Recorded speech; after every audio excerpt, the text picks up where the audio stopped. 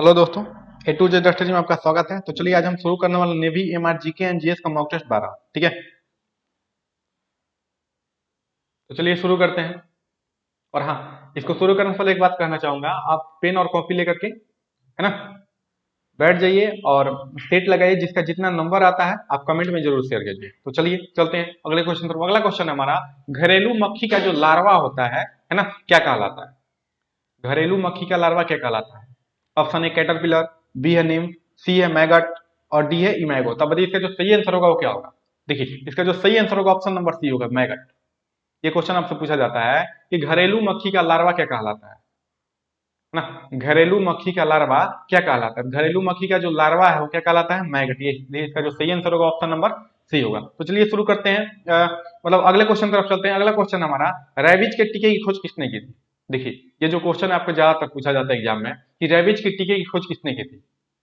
देखिए रेबीज का टीके का जो खोज किया था लुईस पास्चर ने किया था, है ना। और रेबीज का टीके का मतलब क्या है? रेबीज जो है ये पागल कुत्ता का काटने से होता है। पागल कुत्ता काट ले, अगर भेड़िया काट ले, है ना, तो इन सब के काटने से क्या होता है? रेबीज नामक वायरस जो होता है आपके शरीर में चला जाता है। और इसी के टीके की खोज की थी सबसे पहले लुईस पास्चर ने। इसका जो इसलिए इसका जो सही आंसर होगा ऑप्शन नंबर बी होगा। तो चलिए चलते हैं अगले क्वेश्चन पर। अगला क्वेश्चन हमारा कि चाणक्य का अन्य नाम क्या था ना। चाणक्य जो थे उनका अन्य नाम क्या? देखिए सबसे पहले हम चाणक्य के बारे में पढ़ रहे थे। चाणक्य जो थे वो चंद्रगुप्त मौर्य के, है ना, चंद्रगुप्त मौर्य के प्रधानमंत्री थे और गुरु थे। प्रधानमंत्री थे और उनके गुरु थे। ठीक है, और इन्होंने ही क्या करा था? इनको शिक्षा दिया चंद्रगुप्त मौर्य को, है ना। और इन्हीं के सहयोग से चंद्रगुप्त मौर्य ने, है ना, क्या किया था? मौर्य वंश की स्थापना की थी। मौर्य वंश की स्थापना किया। और मौर्य वंश जो था उसका स्थापना हुआ था कब? 322 ईसा पूर्व, है ना। और वो चला कब तक? 185 ईसा पूर्व तक चला। ठीक है, और इसका स्थापना जो किया था चंद्रगुप्त मौर्य ने किया था। तो बताइए कि चाणक्य का एक और अन्य नाम था ना, चाणक्य का एक और नाम था, उसका नाम क्या था? तो देखिए उनका नाम जो था विष्णुगुप्त था। चाणक्य का दूसरा नाम जो था वो विष्णुगुप्त था। ठीक है, इसलिए इसका जो सही आंसर होगा ऑप्शन नंबर ए होगा। तो चलिए चलते हैं अगले क्वेश्चन तरफ। अगला क्वेश्चन है हमारा, ब्लैक गांधी के नाम से किसे जाना जाता है ना। जो ब्लैक गांधी है, ब्लैक गांधी के नाम से किसे जाना जाएगा? Martin Luther king, Mahatma Gandhi, Bhagat Singh, mother Teresa. बताइए इसका जो सही आंसर होगा वो क्या होगा? देखिए ब्लैक गांधी के नाम से जाना जाता था किसे? मार्टिन लूथर किंग को, यानी ऑप्शन नंबर ए, है ना। ऑप्शन नंबर ए हमारा सही होगा। ब्लैक गांधी कहा जाता था मार्टिन लूथर किंग। ठीक है, तो चलते हैं अगले क्वेश्चन पर। अगला क्वेश्चन है हमारा कि गुरुमुखी लिपि का आरंभ किसने किया था? गुरुमुखी जो लिपि है उसका आरंभ किसने किया, यानी गुरुमुखी लिपि किसने शुरू किया, है ना। तो देखिए इसका जो सही आंसर होगा वो ऑप्शन नंबर सी होगा, यानी गुरु आनंद ने। गुरुमुखी लिपि का आरंभ जो किया था गुरु अंगद ने किया था। ठीक है, सॉरी, गुरु अंगद ने किया था। गुरुमुखी लिपि का आरंभ गुरु अंगद ने। तो यहां तक अगर आपको कोई दिक्कत हो तो कमेंट में आकर के जरूर पूछिए। ठीक है, तो चलते हैं अगले क्वेश्चन पर। अगला क्वेश्चन हमारा साइंस है कि श्यानता की एसआई मात्रा क्या होती है? श्यानता जो है, श्यानता का एसआई मात्रा क्या होता है? ऑप्शन ए पॉइज, पास्कल, पॉइजूली, इनमें से कोई नहीं। अब इसका जो सही आंसर होगा क्या होगा? देखिए इसका जो सही आंसर होगा ऑप्शन नंबर ए होगा, पॉइज। श्यानता का जो एसआई मात्रक होता है वो होता है पॉइज। ठीक, तो चलते हैं अगले क्वेश्चन तरफ। अगला क्वेश्चन है हमारा कि क्वेश्चन नंबर 7, पदार्थ की परमाणुविक सिद्धांत सर्वप्रथम किसने दिया, है ना। पदार्थ के परमाणुविक सिद्धांत सर्वप्रथम किसने दिया था? ऑप्शन ए रदरफोर्ड, बी है जॉन डाल्टन, सी है जे थॉमसन और डी है नील्स बोर। तब आप बताइए इसका जो सही आंसर होगा वो क्या होगा? देखिए इसका जो सही आंसर होगा जॉन डाल्टन होगा, है ना, क्योंकि परमाणुविक सिद्धांत का जो सर्वप्रथम खोज किया था, यानी परमाणुविक सिद्धांत को जो दिया था सबसे पहले, वो कौन थे? वो थे जॉन डाल्टन। ठीक है, तो चलते हैं अगले क्वेश्चन तरफ। अगला क्वेश्चन है हमारा कि तुलबुल परियोजना, है ना, तुलबुल परियोजना जो है वो किस नदी से संबंधित है ना। तुलबुल परियोजना का संबंध किस नदी से है बताइए? सतलज, सिंधु, मतलब सतलज, सोन, गंगा की झेलम। देखिए इसका जो सही आंसर होगा ऑप्शन नंबर ए होगा, झेलम, है ना, यानी option number A Jhelum. Tulbul परियोजना जो है उसका संबंध किससे है? झेलम नदी से, है ना। और ये झेलम नदी है कहाँ?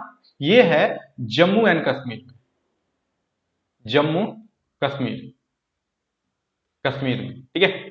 झेलम परियोजना, झेलम नदी जो है यह जम्मू कश्मीर में, और इस पे तुलबुल परियोजना बनाया गया, ठीक है। तो चलते हैं अगले क्वेश्चन तरफ। अगला क्वेश्चन है हमारा कि मानव अधिकार दिवस कब मनाया जाता है। मानव अधिकार दिवस जो है ये कल हम आपसे क्वेश्चन बताए थे कि मानव अधिकार दिवस कब मनाया जाता है। ये क्वेश्चन तो इसी प्रकार से क्लियर होगा, है ना।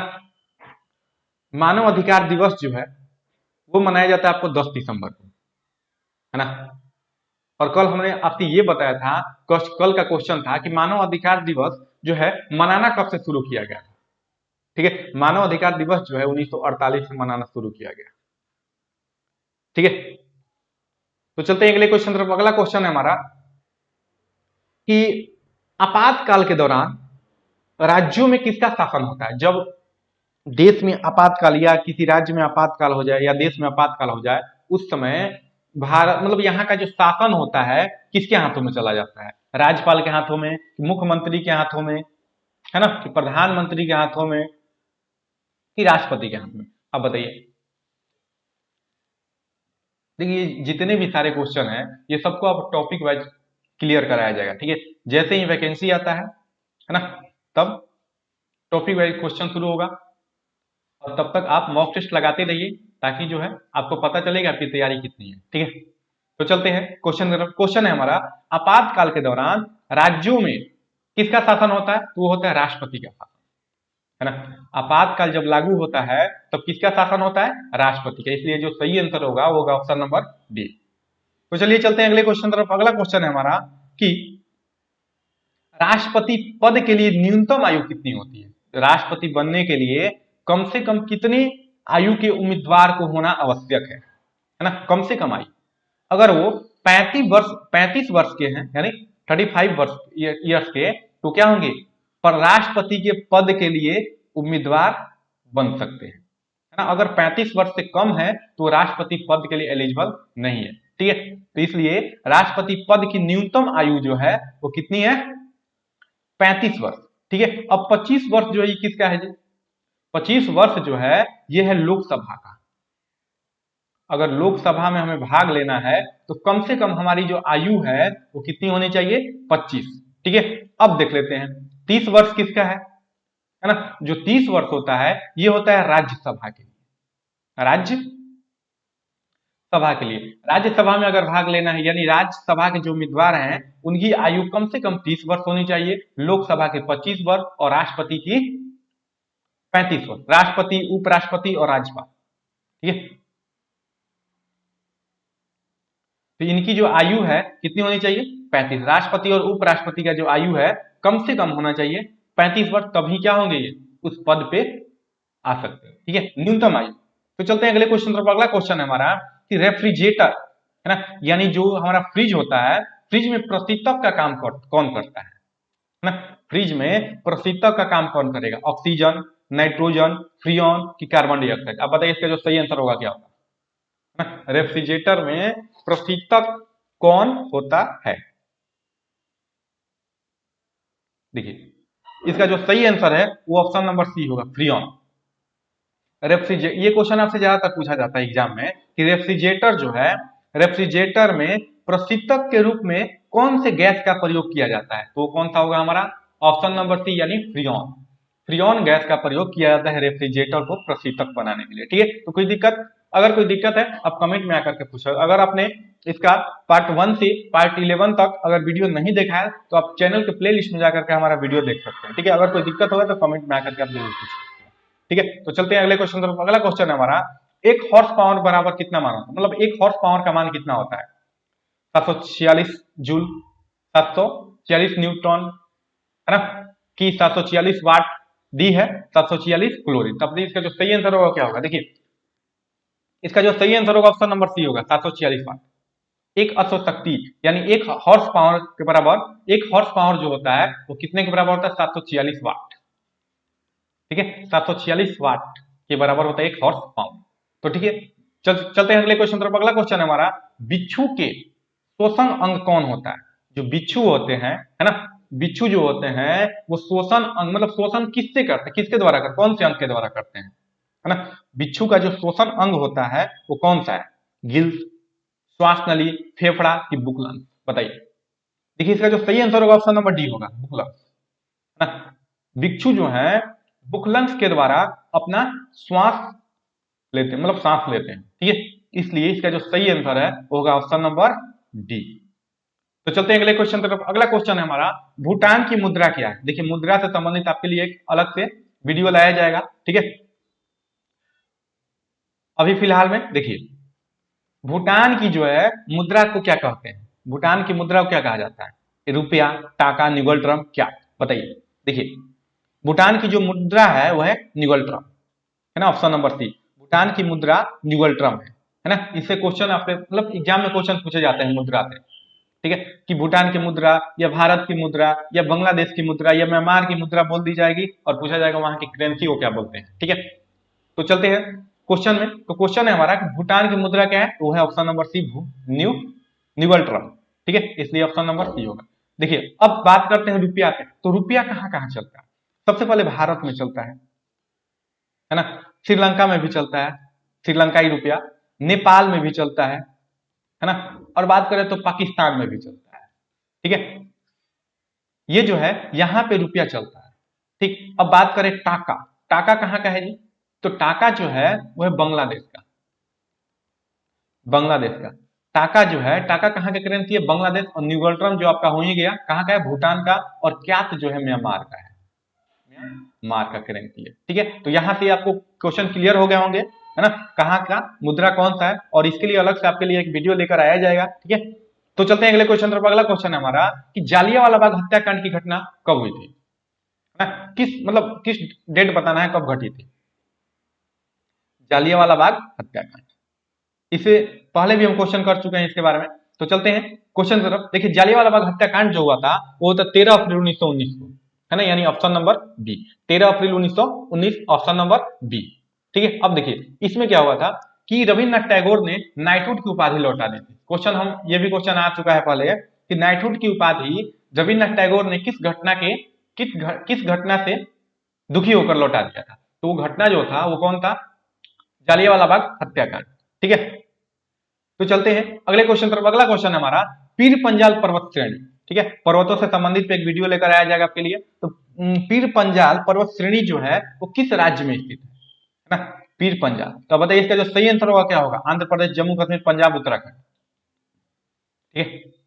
तो देखिए इसका जो सही आंसर होगा ऑप्शन नंबर बी होगा, यानी जम्मू कश्मीर। पीर पंजाल पर्वत श्रेणी किस राज्य में है? तो है जम्मू कश्मीर में, ठीक है। तो चलते हैं अगले क्वेश्चन तरफ। अगला क्वेश्चन है हमारा रॉकेट किस सिद्धांत पे काम करता है? जो रॉकेट होता है ना, जब हम पढ़ेंगे न्यूटन्स लॉ तो उसमें पता चलता है ना, रॉकेट किस सिद्धांत पे काम करता है? तो है हमारा क्या? संवेग संरक्षण, ठीक है।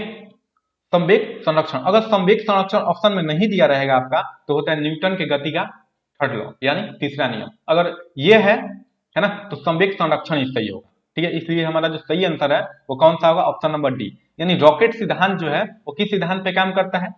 रॉकेट सिद्धांत कार्य करता है संवेग संरक्षण, ठीक है। इसलिए हमारा जो सही आंसर होगा वो होगा ऑप्शन नंबर डी। तो चलते हैं अगले क्वेश्चन तरफ। अगला क्वेश्चन है गडकरी विद्रोह का केंद्र कहां था? यानी गडकरी विद्रोह जो हुआ था वो कहां से संबंधित है?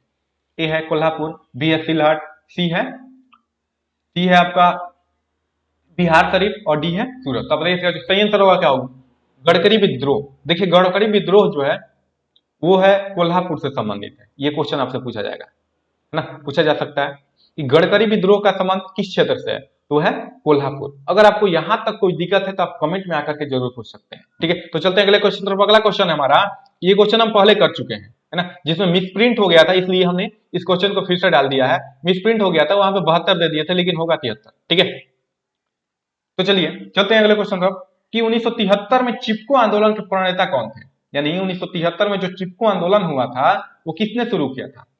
ठीक है, चिपको आंदोलन शुरू किया था सुंदरलाल बहुगुणा ने, ठीक है, ऑप्शन नंबर सी। चिपको आंदोलन के प्रणेता यानी चिपको आंदोलन का जो जन्मदाता था वो सुंदर, देखिए क्या हुआ था इसमें, ये हुआ था, ये जो हुआ था उत्तराखंड में हुआ था, उत्तराखंड के गढ़वाल जिला में यहाँ पे क्या हुआ था कि जो सरकारी अफसर थे, है ना, वो जो जितने भी जंगल थे, जंगल को खेल सामग्री के लिए लकड़ियां काटना, मतलब खेल सामग्री के लिए जितनी भी जंगली लकड़ियां थे वो सबको काट रहे थे, ठीक है। लेकिन यहाँ के जो लोग थे वो लकड़ी को काटने नहीं दे रहे थे और पेड़ से चिपक करके, है ना, पेड़ से चिपक जाते थे, इसलिए इस आंदोलन को नाम दिया गया चिपको आंदोलन, ठीक है। और इसका जो शुरुआत किया था कितनी सुंदरलाल बहुगुणा ने, है। अगर कोई दिक्कत है तो आप कमेंट में आकर के जरूर पूछिए, ठीक है। तो चलते हैं अगले क्वेश्चन में। अगला क्वेश्चन है बेकिंग सोडा का रासायनिक नाम क्या है। तो देखिए यहां से आपका क्वेश्चन पूछा जा सकता है, बेकिंग सोडा का रासायनिक नाम क्या होता है। तो बेकिंग सोडा का जो रासायनिक नाम होता है वो होता है सोडियम कार्बोनेट, है ना, सोडियम कार्बोनेट। और खाने वाला सोडा, नहीं सॉरी, देखिए जो बेकिंग सोडा होता है, बेकिंग सोडा का जो रासायनिक नाम होता है वो क्या होता है, सोडियम बाइकार्बोनेट, है ना, यानी खाने वाला सोडा। और जब वाशिंग सोडा बोलेगा, वाशिंग सोडा, है ना, तो सोडियम कार्बोनेट होता है। इसलिए बेकिंग सोडा का जो रासायनिक नाम है वो कौन सा होगा, ऑप्शन नंबर बी, है ना, सोडियम कार्बोनेट, ठीक है। और वाशिंग सोडा कहेगा तो सोडियम कार्बोनेट, और बेकिंग सोडा कहेगा तो सोडियम बाइकार्बोनेट। इसमें कंफ्यूजन नहीं होना है आपको। बेकिंग यानी बाई, बेकिंग यानी बाई, और वाशिंग मतलब कार्बोनेट, है ना। खाने वाला होगा तो बाइकार्बोनेट कहेगा और धोने वाला होगा तो कार्बोनेट कहेगा। इसमें ज्यादा कंफ्यूजन नहीं होना है, बस थोड़ा ध्यान रखना है, ठीक है। चलते हैं अगले क्वेश्चन तरफ। अगला क्वेश्चन हमारा, गैल्वेनोमीटर से क्या मापा जाता है। गैल्वेनोमीटर से हम क्या मापते हैं, प्रतिरोध, ऊर्जा, धारा, ताप। आप बताइए इसका जो सही आंसर होगा वो क्या होगा, आप कमेंट में इसका आंसर बताइएगा, ठीक है, कि गैल्वेनोमीटर का जो सही आंसर होगा क्या होगा, इससे क्या मापा जाता है, ताप मापा जाता है कि ऊर्जा मापा जाता है कि प्रतिरोध मापा जाता है कि धारा मापा जाता है, ठीक है। तो ये आपके लिए क्वेश्चन है, आप जरूर बताइए कमेंट में करके, ठीक है। तो चलते हैं अगले क्वेश्चन तरफ। अगला क्वेश्चन है हमारा, ठीक है, अगला क्वेश्चन है कि नाइलॉन का आविष्कार किसने किया था। जो नाइलॉन रेशा है ना, नाइलॉन जो रेशा होता है, उस नाइलॉन का आविष्कार किसने किया था। लुईस पास्चर ने, कि जी नेस्फोर नाइट्से ने, कि जॉन कर्बट ने, कि डॉक्टर वैलेस एच क्राफ्ट्स ने। आप बताइए इसका जो सही आंसर होगा क्या होगा। देखिए इसका जो सही आंसर होगा ऑप्शन नंबर डी होगा, डॉक्टर वैलेस एच क्राफ्ट्स, ठीक है। डॉक्टर वैलेस एच क्राफ्ट्स, यानी नायलॉन का आविष्कार किया था उन्होंने, नायलॉन का आविष्कार किया था डॉक्टर वैलेस एच क्राफ्ट, ठीक है। अगर आपको यहां तक कोई दिक्कत है तो कमेंट में आकर के पूछ सकते हैं, ठीक है। तो चलते हैं अगले क्वेश्चन तरफ। अगला क्वेश्चन हमारा, मानव शरीर में कंठ को क्या कहा जाता है। मानव शरीर यानी हमारा जो शरीर है ना, शरीर में कंठ को हम क्या बोलते हैं ना। ये तो बहुत ही आसान सा क्वेश्चन है। ऑप्शन ए अनुनाद तंतु, बी है स्पंदनशील, और सी है वॉइस बॉक्स, और डी है थायराइड थैरिडोनाइड, ठीक है। तो बताइए इसका जो सही आंसर होगा क्या होगा। देखिए इसका जो सही आंसर होगा वॉइस बॉक्स, यानी हम गला से क्या बोलते हैं, इसलिए हमारा जो कंठ को हम क्या बोलते हैं, वॉइस बॉक्स बोलते हैं, वॉइस बॉक्स, ठीक है। मानव शरीर का जो कंठ है उसे हम वॉइस बॉक्स बोलते हैं, ठीक है। इसलिए हमारा जो सही आंसर होगा ऑप्शन नंबर सी होगा। तो चलिए अगले क्वेश्चन और लास्ट क्वेश्चन की तरफ चलते हैं। अगला लास्ट क्वेश्चन है हमारा, आजाद हिंद फौज की स्थापना कहाँ की गई थी, है ना। आजाद हिंद फौज जो है इसका स्थापना किसने किया था। देखिए आजाद हिंद फौज का जो स्थापना हुआ था वो हुआ था सिंगापुर में, है ना, सिंगापुर। इसलिए हमारा जो सही आंसर होगा ऑप्शन नंबर डी होगा। और किसने किया था, सुभाष चंद्र बोस ने, सुभाष चंद्र बोस। और कहां किया था, सिंगापुर। और इससे संबंधित आगे हम बात करेंगे जब टॉपिक वाइज, है ना, वीडियो जब आएगा उसमें बात करेंगे ज्यादातर। आज के लिए बस इतना ही। आज का सेट था हमारा 25 क्वेश्चन। और हाँ, आप आपका जितना स्कोर आया आप कमेंट में जरूर बताइए, है ना, किसका कितना स्कोर आया, ताकि हम ये पता चले कि आपकी तैयारी कैसी है, ठीक है। बस आज के लिए इतना ही, बाय।